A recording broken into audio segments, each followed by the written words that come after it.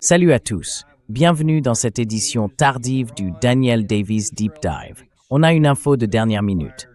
L'Iran et Israël ont échangé des tirs de missiles aujourd'hui, dimanche, pour la première fois depuis le mois d'avril. C'est une situation qui couvait depuis longtemps, et la grande question que tout le monde se pose maintenant, c'est que va-t-il se passer ensuite? Alors, c'est bien plus complexe qu'il n'y paraît. Et déjà, en surface, c'est compliqué. Mais voyons un peu ce qui s'est passé au cours des 12 dernières heures.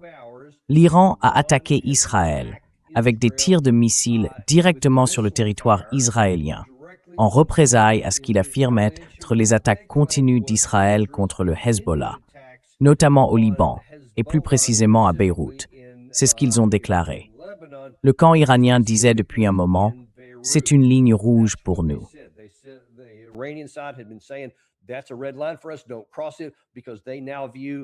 Ne franchit pas cette ligne, parce qu'ils considèrent maintenant l'armée iranienne et celle du Hezbollah comme une seule et même force.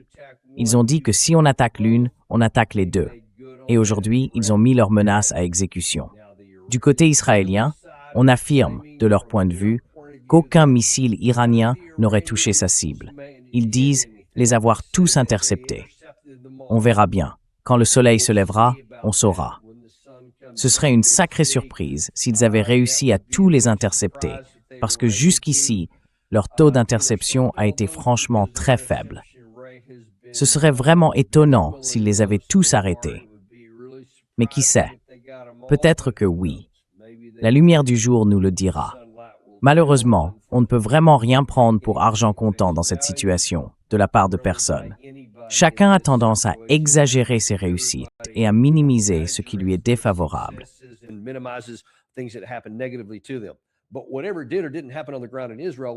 Mais quoi qu'il se soit passé, ou non, sur le terrain en Israël, ce qu'on sait, c'est qu'Israël a réagi négativement.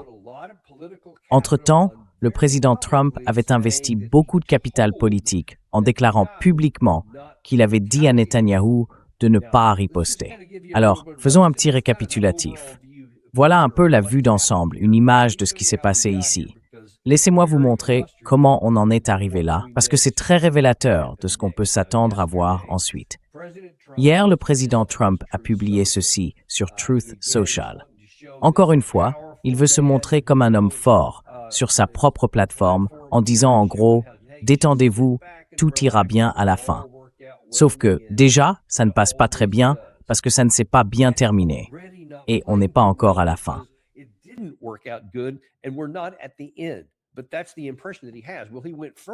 Mais c'est bien l'impression qu'il a. Alors, il est allé plus loin tout à l'heure. Après l'annonce selon laquelle l'Iran avait tiré des missiles sur Israël pour la première fois depuis le mois d'avril. Et encore une fois, tout ça remonte à la position de l'Iran qui disait « Si vous continuez à attaquer le Hezbollah, alors nous allons riposter contre vous ». Ce qu'ils ont effectivement fait. Mais après ça, et avant qu'Israël ne réagisse, le président Trump a exhorté Netanyahou à ne pas répondre, après que l'Iran a visé Israël pour la première fois depuis avril. Et on le voit bien si on lit le sous-titre, Trump aurait dit à Netanyahou de ne pas riposter, alors que l'armée israélienne affirmait être prête à frapper avec détermination. Et ça, c'est important, parce que le président Trump a de nouveau affirmé « Écoutez, on est tout près d'un accord ».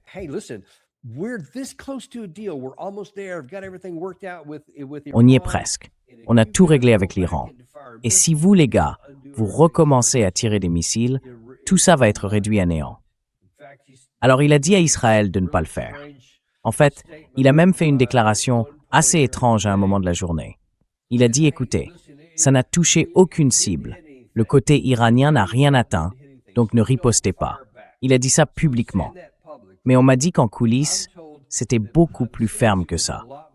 Et vu ce qu'on a observé ces derniers temps, on peut facilement l'imaginer. Mais c'est vraiment quelque chose. Et j'ai entendu ça d'une personne au sein de notre gouvernement à un niveau assez élevé plus tôt dans la journée. Il y a énormément de frustration.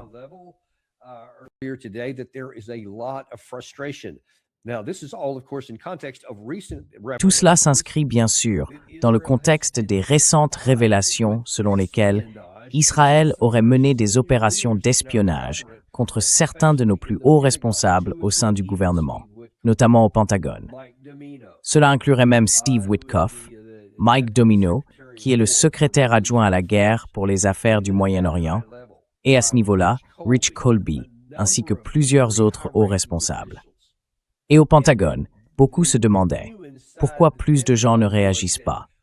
Pourquoi notre président, pourquoi notre gouvernement ne font-ils pas davantage pour nous protéger?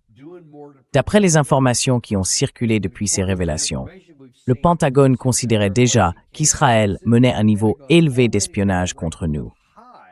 Et maintenant, ce niveau aurait encore grimpé d'un cran. Alors, il faut bien poser la question évidente.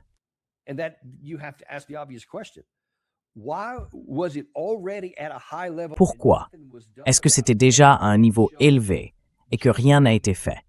Ça montre encore une fois la contradiction et la confusion que tout cela crée aux États-Unis, quand même au plus haut niveau de notre armée et de notre appareil de sécurité nationale.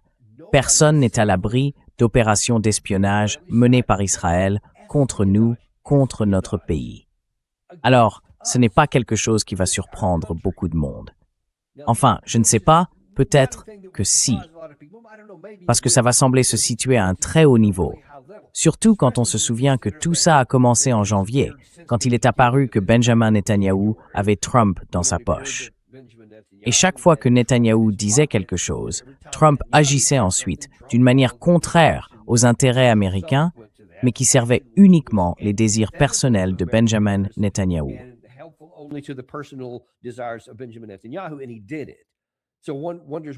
Et il l'a fait. Alors on se demande, pourquoi s'embêter à faire de l'espionnage quand on a déjà le plus haut responsable dans sa poche?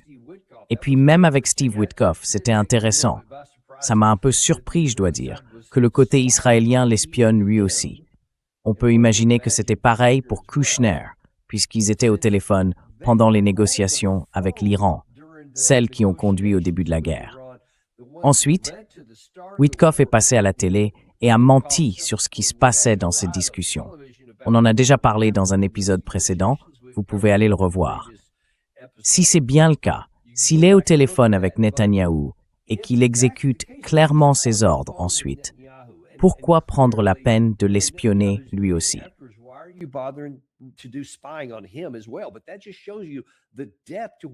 Mais ça montre bien à quel point Israël a de l'influence sur le gouvernement ici. Alors, je crois que j'ai posté sur X plus tôt dans la journée que quand cette déclaration a été faite, le président Trump avait dit « Écoutez, ne ripostez pas, ne répondez pas, parce que j'essaie d'obtenir un accord négocié pour mettre fin à cette guerre. » J'avais dit à l'époque, et je l'ai répété plusieurs fois dans notre émission ces derniers temps, on verra bien qui prend vraiment les décisions ici. Est-ce que c'est le président Trump ou est-ce que c'est Benjamin Netanyahou? Eh bien, dans ce cas, encore une fois, on voit clairement que c'est le dirigeant du camp israélien.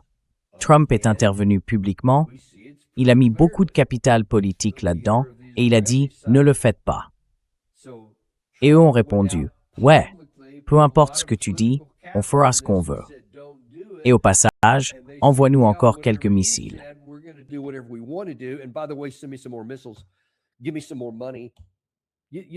Donnez-moi encore un peu d'argent. Vous voyez ce que je veux dire? Il y a quelque chose de vraiment anormal dans cette situation. Quelques jours à peine après la révélation qu'un pays étranger mène une vaste opération d'espionnage dans nos structures politiques et militaires, aucune action n'est entreprise, aucune démarche diplomatique, aucune déclaration en colère du département d'État, de l'administration, de la Maison-Blanche ou du Pentagone. Rien. Juste le silence, à part le fait qu'on sait que ça se produit. Alors, qui défend les intérêts américains? Parce qu'on a bien l'impression que ce n'est pas l'Amérique. On a bien l'impression que ce n'est pas le président qui veille sur les intérêts américains. Et maintenant, voilà que Trump, lui, met publiquement son nom et sa réputation en jeu.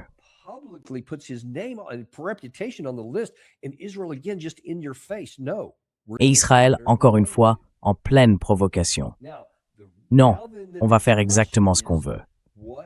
Alors la question suivante, c'est, que va-t-il se passer maintenant?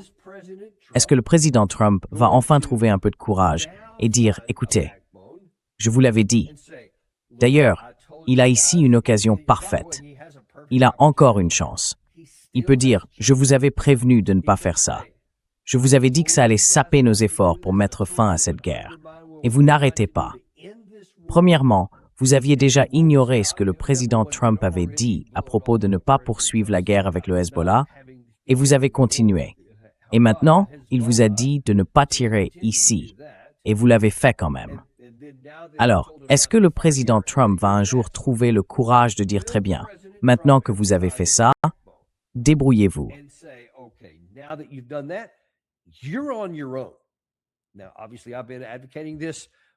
Évidemment, j'ai défendu cette position tout au long de cette guerre. Et je sais, certains d'entre vous doivent se dire « Sérieusement, tu demandes s'il va le faire ?» comme si la réponse n'était pas déjà évidente. Je comprends, vraiment. Mais j'espère toujours qu'il y a une limite, un point en dessous duquel il ne descendra pas, et qu'il finira par dire « ça suffit ». Peut-être que ce moment est arrivé. Il le faudrait. J'ai peur que non, pour être honnête. Je pense qu'il est très probable que le président Trump se retrouve acculé dans un coin qu'Israël est en train de lui peindre, littéralement, en ce moment même. Et je crois aussi qu'il est probable que l'Iran riposte plus durement contre Israël demain. Peut-être même d'ici le lever du soleil, ici à Washington. On verra bien ce qu'il en est quand on se réveillera demain matin.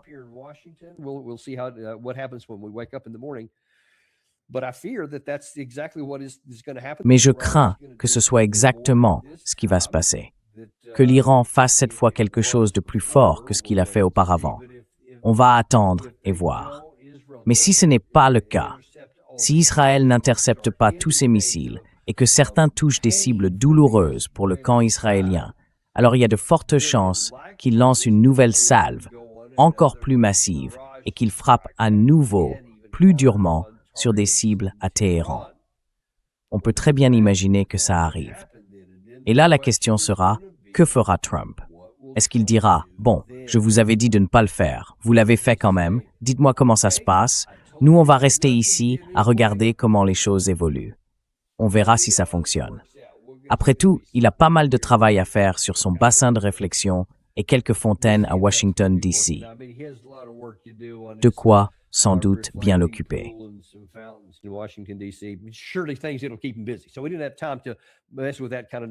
Donc, on n'avait pas le temps de s'occuper de ce genre de bêtises, espérons-le. Ou bien, est-ce qu'il va faire le pire choix possible et dire non, on va s'impliquer aussi, on va retourner dans cette guerre. Parce que je vois bien un risque ici, que l'Iran riposte avec des frappes de missiles et des cibles. Et là, tout à coup, Israël commence à dire « Oh, on ne peut pas gérer ça tout seul, ils sont trop nombreux, ils arrivent à saturer notre dôme de fer et tout le reste, et ça crée les mêmes problèmes. On commence à manquer d'intercepteurs, on manque de moyens offensifs.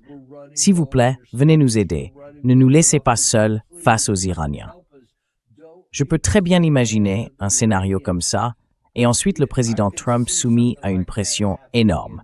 Et je vous garantis qu'on en a déjà vu beaucoup ici.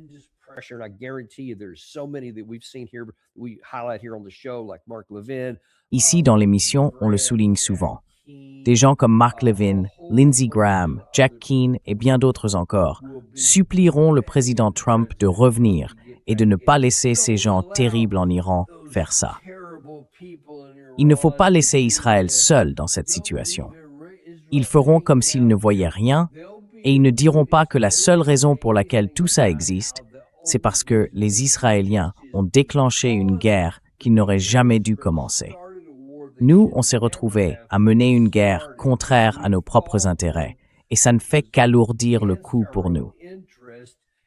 Et si on se réengage complètement, et qu'à ce moment-là, l'Iran dit « on ne s'en prend pas seulement à Israël, mais maintenant, puisque vous nous frappez à nouveau, les États-Unis, on va aussi s'en prendre aux pays du Golfe. » Alors là, on risque d'entrer dans un autre sujet d'actualité que j'avais ici. Apparemment, du côté iranien, on dit que si tout ça repart, ce ne sera pas seulement contre les pays du Golfe. Ce ne sera pas seulement contre eux.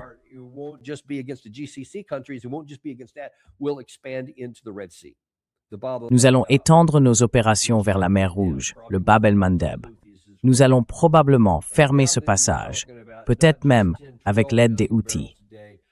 Et là, on ne parle plus de 10 ou 12 millions de barils par jour, mais de 15 ou plus, si le Bab el-Mandeb est lui aussi bloqué. Et à ce moment-là, c'est la catastrophe. On aurait presque à coup sûr une dépression mondiale d'une ampleur considérable. Je pense que le président Trump en est conscient et c'est pour ça qu'il a été jusqu'ici hésitant, réticent à s'y replonger. Alors encore une fois, je me pose la question. Y aura-t-il une limite que Trump refusera de franchir? Ou bien dira-t-il « Je dois le faire parce que Bibi Netanyahou l'exige ».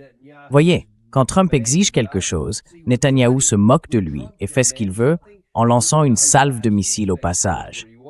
Mais quand c'est Netanyahou qui exige quelque chose, jusqu'à présent, on a vu le président des États-Unis s'exécuter quand même.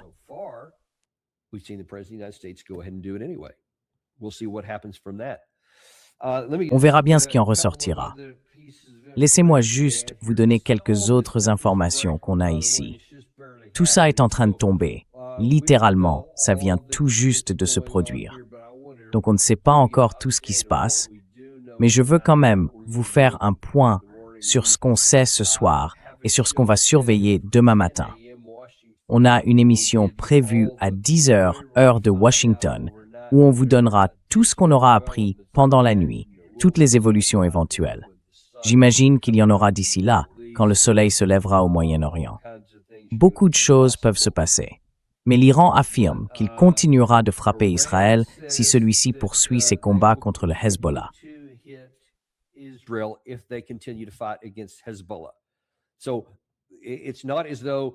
Ce n'est pas comme si l'Iran allait encaisser ses missiles sans rien faire, pendant qu'Israël continuerait à frapper des cibles, surtout à Beyrouth, ou à combattre le Hezbollah, en pensant que l'Iran ne réagirait pas davantage. Bien sûr qu'ils vont réagir. On verra comment tout ça va se dérouler. Ce qui est intéressant, c'est que les premières réactions venues de Téhéran ce soir n'ont pas été la peur ou la panique.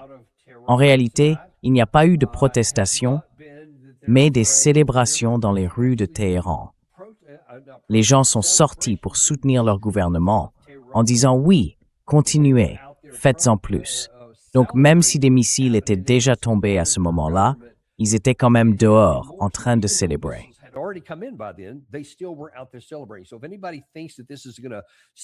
Alors, si quelqu'un pense que tout ça va effrayer la population, la faire douter, trembler et se retourner contre son gouvernement, c'est tout le contraire qui se passe. En fait, beaucoup disent apparemment « Mais pourquoi ça a pris autant de temps ?» On verra bien où tout ça mène. Le régime iranien. Du côté israélien, on a dit que le régime iranien avait commis une grave erreur. C'est l'une des déclarations de leurs conseillers militaires. Ils ont ajouté « Nous ne le permettrons pas ». Ils vont continuer à se battre, et ainsi de suite.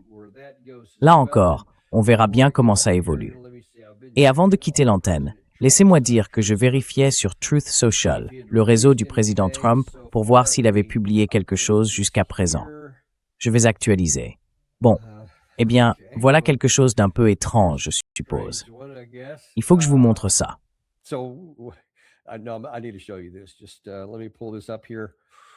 Laissez-moi juste retrouver ça. Voilà. Bon, donc, vu tout ce qui se passe en ce moment, je vous parlais de ces missiles qui volent dans tous les sens. Et là, Trump a mis son nom sur le dernier message. Alors on se dit, tiens, il poste toujours quelque chose sur Truth Social. Voyons ce qu'il va dire cette fois. Et voilà, il y a 5 minutes. Est-ce que quelqu'un regarde l'élection truquée qui se déroule en Californie? C'est de ça qu'il veut parler. Et juste avant, c'était à propos de ces fontaines, puis d'un port pour drones sur le toit de la Maison-Blanche. Voilà les sujets dont il parle en ce moment, alors qu'il y a la guerre, alors que son nom est traîné dans la boue au Moyen-Orient. Et ses commentaires, c'est « Hey, vous avez vu ce qui se passe en Californie ?»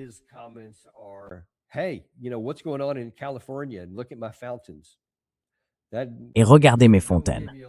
Écoutez, je ne vais pas vous donner beaucoup d'espoir qu'il va se passer quelque chose de positif ici, ou qu'il va soudainement se montrer courageux, parce qu'apparemment, il n'est même pas prêt à reconnaître ce qui se passe. Franchement, Vous êtes sérieux? On est dans une situation où la guerre, celle dans laquelle on est encore, n'est qu'en cessez-le-feu. Et nos partenaires viennent de lancer quelque chose qui pourrait tout relancer. Ça pourrait provoquer une catastrophe économique durable, peut-être même irréversible.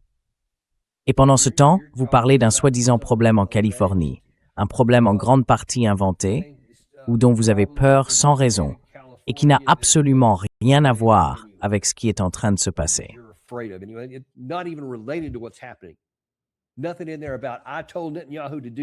Rien là-dedans qui dise « j'ai dit à Netanyahou de faire ceci, il ne l'a pas fait ».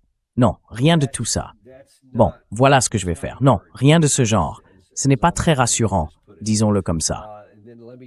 Alors, laissez-moi vérifier quelques autres sources pour voir s'il y a du nouveau, s'il y a eu des infos de dernière minute depuis que j'ai commencé. OK, rien de ce côté-là. Je vais regarder la presse israélienne, si vous permettez. Donnez-moi juste une seconde. Voyons voir. Il y a 2 minutes. Non. Apparemment, les Houthis ont lancé une frappe qui n'a touché aucune cible. Non, aucune victime. Les sirènes ont retenti il y a 12 minutes dans le centre de Tel Aviv après des tirs de missiles des Houthis.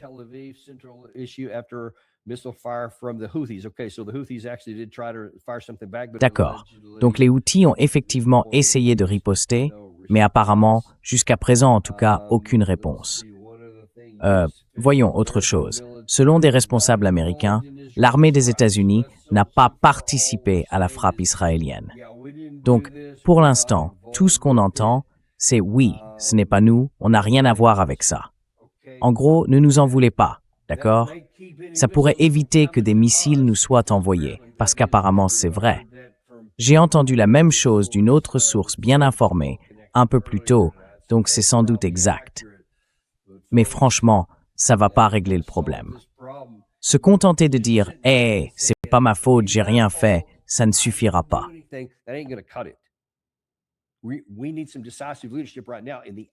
Nous avons besoin d'un vrai leadership, et vite. En l'absence de toute direction, l'inaction ne fera qu'encourager encore davantage le camp israélien. Et si ça continue comme ça, tout le monde va en subir les conséquences. Voilà, c'est tout ce qu'on avait pour vous ce soir. C'est la fin de ce qu'on peut dire pour l'instant, mais je suis très confiant que d'ici le lever du soleil à Washington, beaucoup de choses vont se passer. N'oubliez pas de nous retrouver demain matin à 10h dans le Daniel Davis Deep Dive. On vous apportera toutes les dernières nouvelles et les meilleures analyses que vous puissiez trouver. À demain dans le Daniel Davis Deep Dive.